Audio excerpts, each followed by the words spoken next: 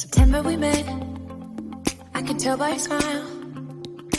You hadn't been with a good girl like me in a while.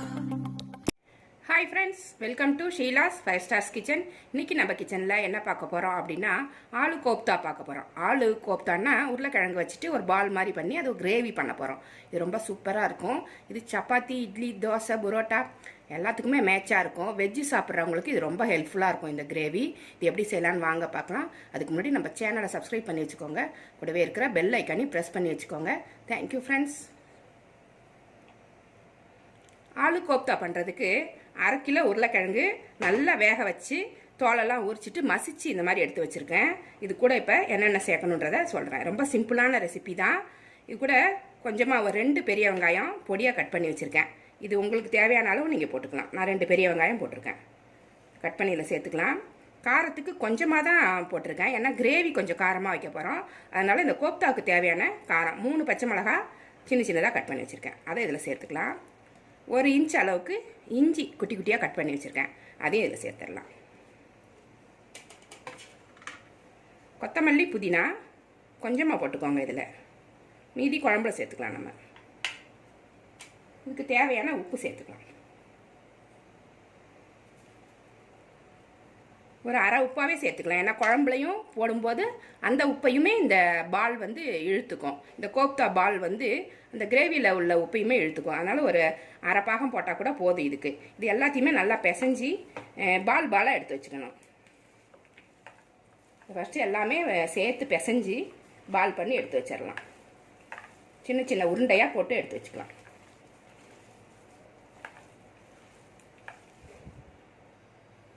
இது மாதிரி பாலாக உருட்டி வச்சுக்கோங்க. இந்த மாதிரி உருண்டை பண்ணி ரெடியாக வச்சுக்கோங்க. இதை நம்ம பொரிச்சு தான் எடுக்க போகிறோம். இப்போ ஒரு பவுலில் 1 கப்பு கடலை மாவு போட்டிருக்கேன். இதில் ஒரு 2 ஸ்பூன் கார்ன்ஃப்ளவர் போடுறேன். 2லேருந்து 3 ஸ்பூன் வரைக்கும் கூட போட்டுக்கலாம். கொஞ்சம் கிறிஸ்பியாக வரும். இல்லைனாக்கா வெறும் கடலை மாவு போடும்போது கொஞ்சம் சொதன்னு இருக்கிற மாதிரி இருக்கும். இது போட்டிங்கன்னா கொஞ்சம் கிறிஸ்பியாக இருக்கும் பால். 3 ஸ்பூன் போட்டுக்கிறேன் நான். இதுக்கு தேவையான உப்பு போட்டுக்கலாம். கொஞ்சமாக போட்டால் போதும். ரொம்ப கச்சை மாதிரி போட்டுறாதீங்க, கரெக்டாக இருக்கணும். இதில் வந்து தண்ணி ஊற்றி கரைச்சி பஜ்ஜி மாவு மாதிரி கெட்டியாக கரைச்சி வச்சுக்கோங்க. ஒரு இட்லி மாவு பதத்துக்கு இருக்கணும். இதை கரைச்சி கொண்டு வந்துடலாம். இந்த பக்குவத்துக்கு கரைச்சி எடுத்துக்கோங்க. ரொம்ப தண்ணியாக இருந்துச்சுன்னா அது வந்து அந்த பாலில் போய் ஒட்டாது. இப்போ ஒரு பேனில் எண்ணெய் ஊற்றி சூடு பண்ணியிருக்கேன். இதை பொரிச்சு எடுக்கிறதுக்காக தேவையான எண்ணெயை ஊற்றி சூடு பண்ணிக்கணும்.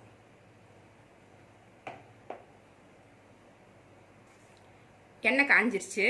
இப்போ ஒவ்வொரு பாலாக இந்த மாவில் உள்ளே போட்டு நல்லா இது ஒரு கோட்டிங் வர்ற மாதிரி நல்லா அழுத்தி விட்டுருங்க. இதில் போட்டு ஒவ்வொன்றா இந்த எண்ணெயில் போட்டுற வேண்டியதான். இது நல்லா பொரிச்சு எடுத்துக்கணும். கடலை மாவு மட்டும்தான் இருக்குது, கார்ன்ஃப்ளவர் இல்லை அப்படின்னா கூட பரவாயில்ல, டேஸ்டெல்லாம் ஒன்றும் மாறாது. நான் ஒரு கிறிஸ்பினஸ்க்காக வந்து இந்த கார்ன்ஃப்ளவர் கொஞ்சமாக சேர்த்து வச்சுருக்கேன்.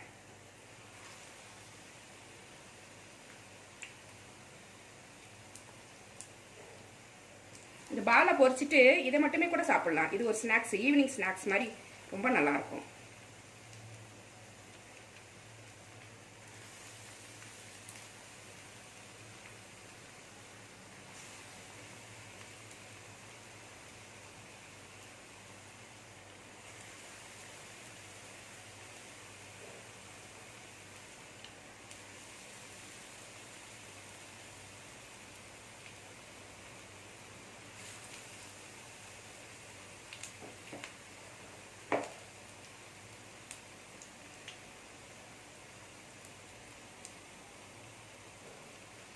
இது ஒரு பக்கம் ஃப்ரை ஆனோடனே அடுத்த பக்கத்தை திருப்பி போட்டுக்கலாம்.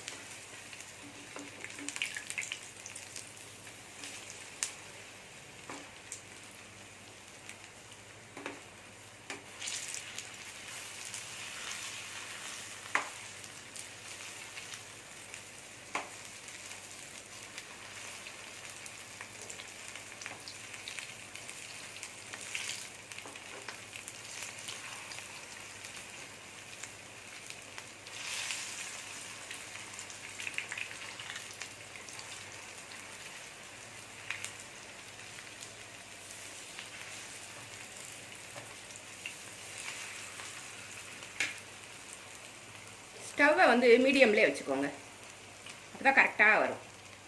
2 பக்கமும் வெந்துருச்சு. இதை எடுத்துடலாம். நம்ம கொஞ்சம் மீடியமில் வச்சு கலர் ரொம்ப மாறாமல் எடுத்துக்கோங்க. உள்ளே அப்போ தான் வேகும். உள்ளே வெந்த உருளைக்கிழங்கு தான் இருந்தாலும் இந்த வெங்காயம் பச்சை மிளகாலாம் கொஞ்சம் ஃப்ரை ஆனால் நல்லாயிருக்கும். இந்த மாவும் வேகணும்.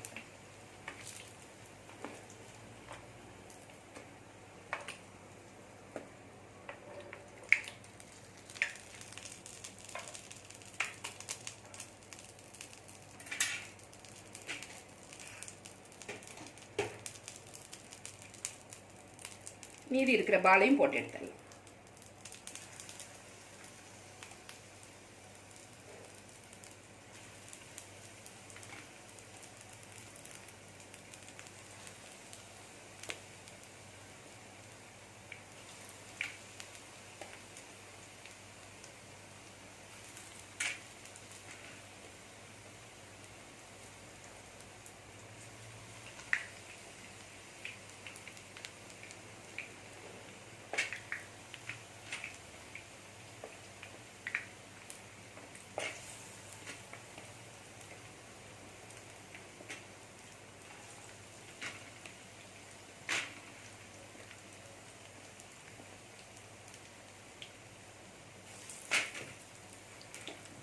இதையும் அந்த பால் மாதிரியே எடுத்து பொரிச்சு எடுத்துட்டு காமிக்கிறேன்.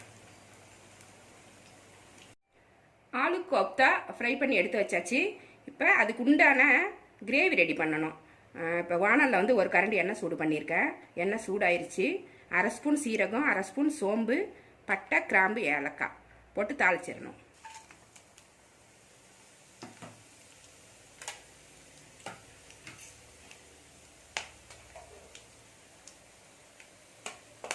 நல்லா பொரிஞ்சு வந்துருச்சு. சமயத்தில் 2 பெரிய வெங்காயம் சின்ன சின்னதாக கட் பண்ணி வச்சுருக்கேன். அதை இதில் சேர்த்துடலாம்.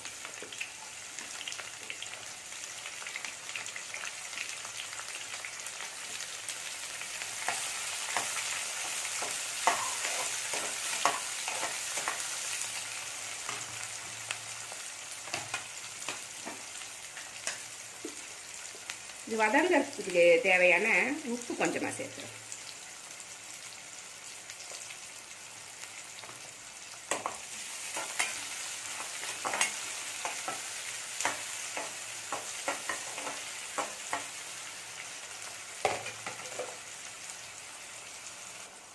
வெங்காயம் நல்லா வதங்கிருச்சு. ஒரு 3 பச்சை மிளகா 2 கீரி வச்சுருக்கேன். இது ஒரு ஃப்ளேவருக்காக தான் அதை சேர்த்துக்கிறேன். தக்காளி இது கூட சேர்த்துக்கிறேன். ஒரு 3 தக்காளி சின்ன சின்னதாக கட் பண்ணி வச்சுருக்கேன். நம்மளுக்கு எவ்வளோ கிரேவி வேணுமோ அதுக்கு தகுந்த மாதிரி வெங்காயம் தக்காளியெல்லாம் எடுத்துக்கணும். அப்போ தான் கிரேவி நம்மளுக்கு நிறைய கிடைக்கும்.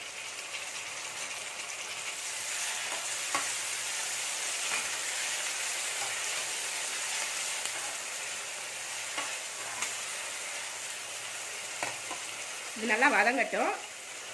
இஞ்சி பூண்டு ஒரு 20 கிராம் முந்திரி பருப்பு இருக்கும் எடுத்து வச்சுருக்கேன். ஒரு 2 இன்ச் அளவுக்கு இஞ்சி, ஒரு பூண்டு உரிச்சு எடுத்து வச்சுருக்கேன்.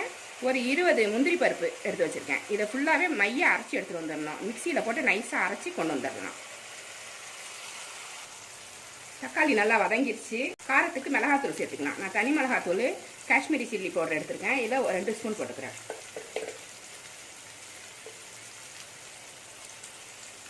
காரம் எவ்வளோ தேவையோ அவ்வளோ போட்டுக்கலாம். மஞ்சள் பொடி ஒரு 1/4 ஸ்பூன் போட்டுக்கலாம்.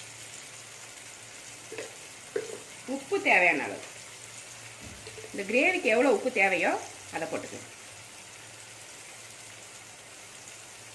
போட்டுட்டு செக் பண்ணிவிட்டு அப்புறம் பத்தலைன்னா போட்டுக்கலாம்.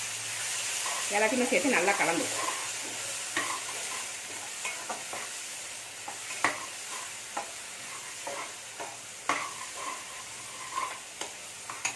கொத்தமல்லி புதினா கட் பண்ணி வச்சுருக்கேன். அதில் கொஞ்சம் போட்டு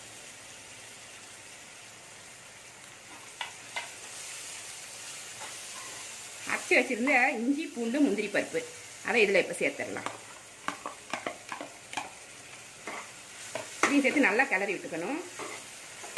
தேங்காய் அரைக்க போகிறதில்ல. முந்திரி பருப்பு தான் இதோட டேஸ்ட்டு. முந்திரி பருப்பு அரைச்சி போடும்போது தான் இது டேஸ்ட்டாக இருக்கும். அடிக்கடி கிளறி விட்டுக்கோங்க. முந்திரி பருப்பு போட்ட உடனே அடி பிடிக்க ஆரம்பிச்சிடும். கொஞ்சம் மீடியமில் வச்சு இதை நல்லா கிளறி விட்டுக்கணும். கொஞ்சமாக தண்ணி சேர்த்துக்கலாம். நம்மளுக்கு எவ்வளோ குருமா தேவையோ அவ்வளோ சேர்த்துக்கணும். அப்போ தான் இதுக்குள்ளார வந்து அந்த ஆலு கோப்தாவை போட முடியும். ரொம்ப கெட்டியாக இருந்துச்சுன்னா போட்டிங்கன்னா பொரியல் மாதிரி ஆகிடும். கொஞ்சம் நம்மளுக்கு கூட்டு மாதிரி வேணும் இல்லைங்களா, சப்பாத்திக்கெலாம் தொட்டுக்கிறதுக்கு. அதனால் கொஞ்சம் தண்ணி ஊற்றி இதை சூடு பண்ணிக்கலாம். நல்லா கொதிக்கணும். இது நல்லா கொதித்து இந்த பச்சை வாசனையெல்லாம் மாறணும். இந்த சமயத்தில் உப்பு காரம்லாம் செக் பண்ணிவிட்டு பத்தலைன்னா போட்டுக்கோங்க. கிரேவி நல்லா கொதிச்சிருச்சு. இந்த சமயத்தில் 2 ஸ்பூன் பட்டர் போட்டுக்கிறேன் நான். இது வந்து ஆப்ஷனல் தான், உங்களுக்கு பிடிச்சா போட்டுக்கோங்க. ஃப்ரெஷ் க்ரீம் இருந்தால் கூட கொஞ்சமாக போட்டுக்கலாம். இது நல்லா கரையணும். இதில் கரைஞ்ச உடனே கோப்தாவை போட்டுடலாம்.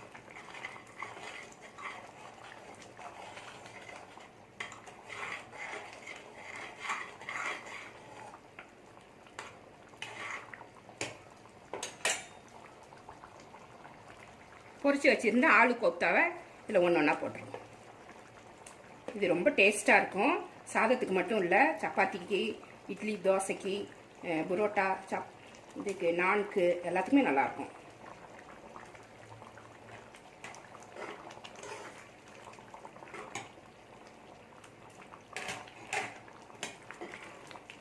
இது ஒரு 5 நிமிஷம் சிம்மில் வச்சு விட்ருங்க. இது ஹையில் வைக்க வேண்டாம். ஒரு 5 நிமிஷம் சிம்மில் வச்சிட்டிங்கன்னா இந்த கோப்தாக்குள்ளெல்லாம் இந்த குருமா போயிட்டு நல்லா ஏறி நல்லா டேஸ்ட்டாகிடும். இந்த காரம் உப்பெல்லாம் அதுக்குள்ளேயும் ஏறிடும். ஒரு 5 மினிட்ஸு சிம்மில் இருக்கட்டும்.